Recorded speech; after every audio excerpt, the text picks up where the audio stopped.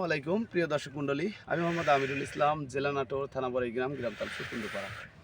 তো লতিরাজ কচু বাড়ি এক এবং লতিরাজ কচু এই বিষয়ে আমি কিছু আলোচনা করব। এটা হচ্ছে অরিজিনাল লতিরাজ কচু যে নাটোরের। আর বাড়ি এক কচুটা ঠিক পাতার মধ্যে আপনার লাল থাকবে, একটা দাগ থাকবে, আর এটা লতিরাজ, এটার ভিতরে কোনো দাগ থাকবে না। এখানে বোঝা যাবে যে বাড়ি এক আর লতিরাজ কচু। তো আমি আপনাদের দেখাবো যে লতিরাজ কচুতে কেমন লতি হয়। দেখেন আমাদের যে নাটোরের মোটা লতিরাজ কচু, এখানে মোটা মোটা লতি, প্রত্যেকটাতেই মোটা মোটা লতি দেখেন। আর আমরা এই কচু রোপণ করেছি সব সারিবদ্ধ হিসেবে, মানে লাইনে এক হাত পর পর। এই যে লাইনটা দেখতে পাচ্ছেন, এই লাইনে এক হাত পর পর এই লতিরাজ কচু রোপণ করা আছে। এক লাইন থেকে আরেক লাইন ঠিক জাস্ট 1.5 হাত, এই 1.5 হাতের ভিতরে রোপণ করা। তাহলে সম্ভব 1 বিঘা জমি থেকে 5 মণ 6 মণ লতি করা। আর লতিরাজ কচুর জন্য এই যে মাটিটা দেখতে পাচ্ছেন, আটালো মাটি। এই আটালো মাটিতে আপনারা লতিরাজ কচু চাষ করলে সবচেয়ে ভালো লাভবান করতে পারবেন, যাতে একদিন পানি দিলে 6-7 দিন ওই জমিতে নরম ভেজা ভেজা থাকে।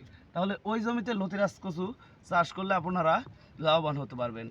কিন্তু আপনারা যে জমিতে পানি বেঁধে থাকে না, বালি বালি মাটি, ওই জমিতে চাষ করলে আপনারা লস খাওয়ার সংখ্যাটা বেশি থাকবেন। কারণ আপনাদের লতিরাজ কচু চাষ করলে জেনে বুঝে তারপরে লতিরাজ কচু চাষ করতে হবে। সব জমিতে আপনারা লতিরাজ কচু চাষাবাদ করতে পারবেন না।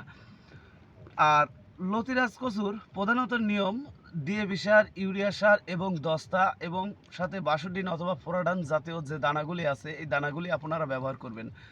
আর আমাদের কাছে যে লতিরাজ কচুর চারা, এই দেখেন প্রত্যেকটি চারাতেই লতি।